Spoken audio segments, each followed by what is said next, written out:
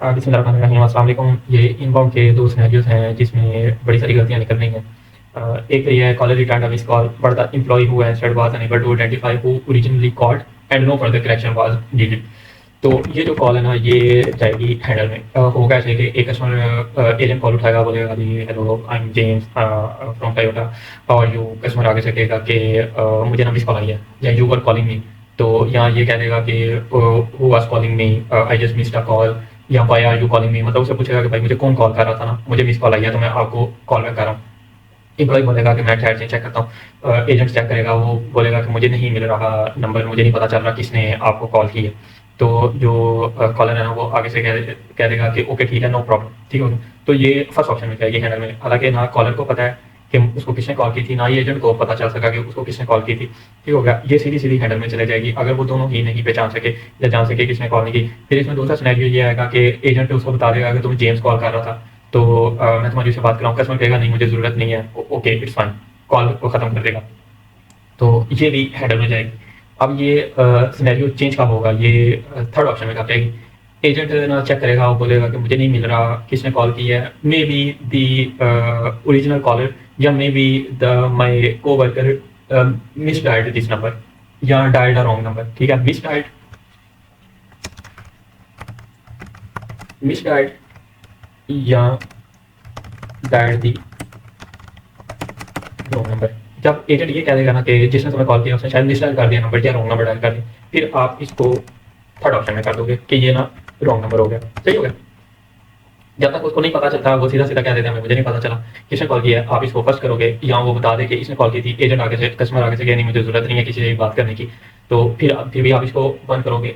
अगर वो ये कह दे कि मिस डायल हो गया था नंबर, तो ओरिजिनल कॉलर से, या जो भी बंदा तुम्हें कॉल कर रहा था ना उसने नंबर मिस डायल कर दिया, may be my co-worker miss dial number, तो भी आप इसको थ्री करोगे। और अगर वो कह दे कि मेरे को वर्कर ने या मैंने रॉन्ग नंबर डायल कर दिया, तो भी आप इसको थ्री करोगे। ठीक हो गया। फिर अगला एक सिनेरियो आता है, caller was connected to a qualified employ who was able to help the caller with most of their inquiries. However, a follow-up call was promised to take place by the same employee or another employee in order to answer the remaining question.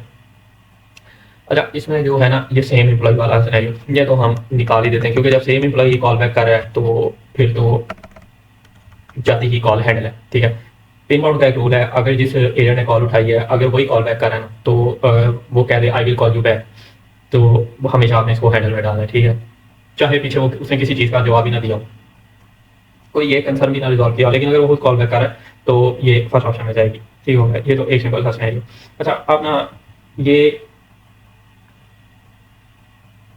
In scenarios में मसला कब आता है, जब एक agent and पे ये बोल देता है किसी भी मकसद के लिए कि I will have my manager call you back, या I will have sales person call you back, या I will have someone from service call you back. ठीक हो गया। अब जब वो हम देखते हैं ना कि बिल्कुल एंड से कॉल सुनते हैं, वो कह रहा होता है कि मैं किसी से कॉल बैक करूँगा, हम इसको सीधा सीधा सेवंथ ऑप्शन में डाल देते हैं। हालांकि ऐसे नहीं है, होता है ऐसे है कि अगर एक जो एजेंट है ना उसने कस्टमर के most of the concern resolve कर दिया हो ना, तो किसी एक बाकी कंसर्न के लिए वो किसी दूसरे से कॉल बैक करवा रहा हो, किसी दूसरे एजेंट से, तो ये कॉल ना हैंडल में जाती हैं।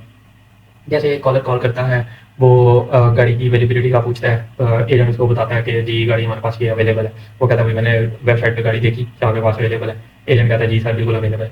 फिर वो पूछता है कि इस गाड़ी की प्राइस क्या है? एजेंट उसको बताता है कि ये गाड़ी इतने इतने की है ना। ठीक है, फिर वो कहता है अच्छा इसकी वो बताओ, अगर मैं फाइनेंस या लीज करूँ तो उसकी क्या प्राइस होगी?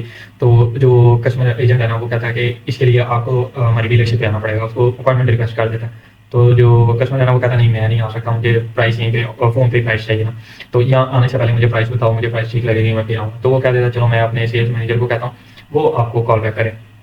ठीक हो गया, फिर उसका नेम एंड नंबर भी ले लेता, सारी इन्फॉर्मेशन भी ले लेता। तो अब जो ये वाला सिनेरियो है ना, इसमें तीन क्वेश्चन है कस्टमर के। पहला क्वेश्चन गाड़ी की अवेलेबिलिटी का, एजेंट ने उसको बताया। दूसरा क्वेश्चन वो उसकी प्राइस का, उसने उसको प्राइस भी बताई। फिर तीसरा क्वेश्चन था कि अगर मैं फाइनेंस और लीज करूँ तो मंथली इंस्टॉलमेंट क्या होगी? तो मंथली इंस्टॉलमेंट के लिए आप वो दूसरे से कॉल बैक करवा रहा है। तीन सिनेरियो में से दो रिजॉल्व कर दिया, एक नहीं किया, एक के लिए कॉल बैक करवा रहा है, तो ये हमारे लिए हैंडल जाएगी। ठीक होगा, क्योंकि मोस्ट ऑफ द कंसर्न जो है ना उसने रिजॉल्व किए हैं। तो ये एक क्वालिफाइड एम्प्लॉय होता है, हमने उसको इस चीज़ का क्रेडिट देना होता है। हम जब इसको नोट कर हैंडल में डाल देते हैं, तो वहाँ पे जो एजेंट्स वगैरह, क्योंकि ये जो हमारी कॉल्स की सिलेक्शन होती है ना, ये वहाँ पे लाइव फीडबैक चल रहा होता है कि कौन से एजेंट ने कॉल हैंडल की, कौन सा एजेंट क्वालिफाइड था, कौन सा एजेंट क्वालिफाइड नहीं था। ये बड़ा लंबा चौड़ा सा सिस्टम है, ये ऐसे ही मजाक नहीं है कि हम इधर से कुछ भी सिलेक्शन कर देते हैं तो वहाँ पे बैक एंड पे बहुत कोई मसला हो ही नहीं रहा। ठीक है, वो कुछ कभी कॉलें गलत ऑडिट वगैरह भी आ जाते हैं तो हमें लगता है शायद वो सुपर ह्यूमन ने भी गलत सिलेक्शन कर दी थी, तो इससे कोई फ़र्क नहीं पड़ता। लेकिन जब वो चेकिंग होती है ना, वो फिर अच्छा भला उनको भी सुपर ह्यूमन को भी वो आगे कर लेते हैं। तो ये अच्छा मतलब कि काम हो रहा होता है ये हमारी सारी सिलेक्शन पे। तो जितना एक्यूरेट डाटा हम दे सकते हैं उतना ही ज़्यादा बेहतर है प्रोजेक्ट के लिए भी, हमारे लिए भी। ठीक होगा। ऐसे ही सर्विस की कॉल आ जाती है, एजेंट कस्टमर कॉल करके कहता है भाई मैंने सर्विस करवानी है, तो एजेंट उसको कहता है मैं आपकी अपॉइंटमेंट बुक कर देता हूँ। वो कहता नहीं पहले मुझे बताओ कि मेरी लास्ट सर्विस कब हुई थी। वो बताता है जी आपकी लास्ट सर्विस इस डेट को हुई थी। तो वो पूछे फिर क्या क्या उन्होंने मेरी गाड़ी में किया था। वो बताएं जी आपकी टायर रोटेशन की थी, वो ऑयल चेंज किया था, और भी एक दो चीज़ें बता दें कि ये किया था, या यही दो चीज़ें लगा देते हैं कि लास्ट टाइम ये सर्विस थी। फिर वो कस्टमर कहे कि जी अब मैंने वो अपना विंडशील्ड चेंज करवानी है, तो उसके कितने पैसे लगेंगे। एजेंट उसको उसके भी पैसे बता दे।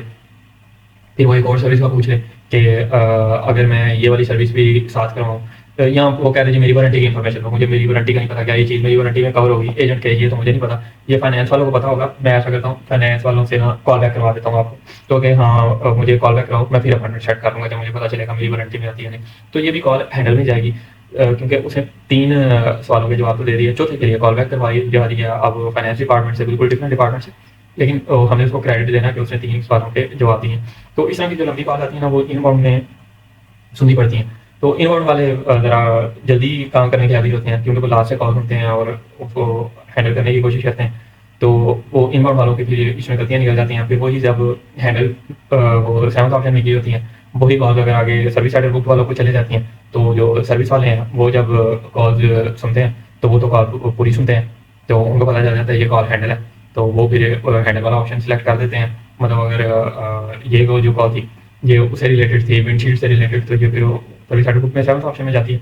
इसमें कोई अपॉइंटमेंट अपॉर्चुनिटी नहीं है, लेकिन कॉल हैंडल कर ली गई थी, तो फिर वो जो इनबाउंड वाला होता है उसको ऑडिट आ जाता है।